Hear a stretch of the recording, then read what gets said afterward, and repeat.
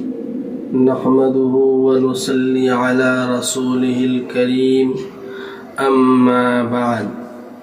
محترم بزرگوں اور دوستوں، 17 رمضان المبارک کو جنگ بدر کا عظیم الشان واقعہ پیش آیا اور اس جنگ میں مسلمانوں کو جیت ملی۔ حالانکہ مسلمان جنگ لڑنے کی پوزیشن میں نہیں تھے۔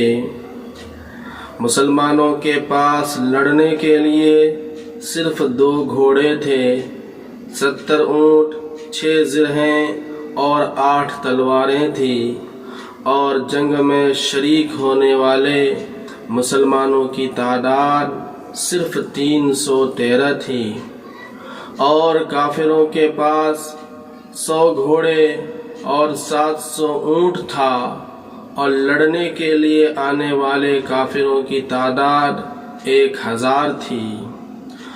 اور مکہ کے کافر اپنی قوت اور طاقت کے گھمنڈ میں چور تھے، اور ناچ اور گانے اور ڈھول اور تاشے کے ساتھ میدان جنگ میں شریک ہوئے۔ ادھر رسول اللہ صلی اللہ علیہ وسلم نے رات بھر رو رو کر اللہ سے دعائیں کی اور کہا، اے اللہ، اگر یہ مسلمانوں کی کمزور جماعت ہلاک ہو گئی اور قتل ہو گئی تو قیامت تک روئے زمین پر اللہ کا نام لینے والا باقی نہیں رہے گا۔ غرض کمزور، بھوکے، ننگے مسلمان میدان جنگ میں اترے، اور اللہ نے فرشتوں کے ذریعے مسلمانوں کی مدد کی۔ مسلمانوں کو فتح نصیب ہوئی، مسلمان جنگ جیت گئے۔ قریش اور کافروں کے بڑے بڑے سردار مارے گئے۔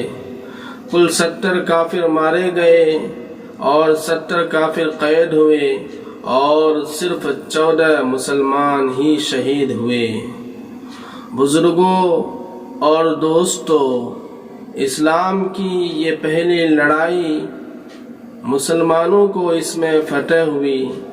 اس لیے فتح ملی کہ مسلمانوں کا ایمان بہت مضبوط تھا، اعمال بہت اچھے تھے، اور اتفاق اور اتحاد قائم تھا۔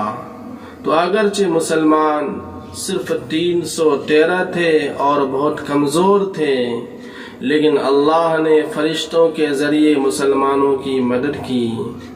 تو آج بھی اگر مسلمان پکے مسلمان بن جائیں اور نماز کی پابندی کر لیں، خاص کر رمضان المبارک کے مہینے میں روزہ رکھ لیں اور گناہوں سے بچ جائیں، تو انشاءاللہ اس زمانے میں بھی اللہ مسلمانوں کی مدد کے لیے اور حفاظت کے لیے آسمان سے فرشتوں کو اترنے کا حکم دیں گے، اور مسلمانوں کی مدد اور حفاظت کا حکم دیں گے۔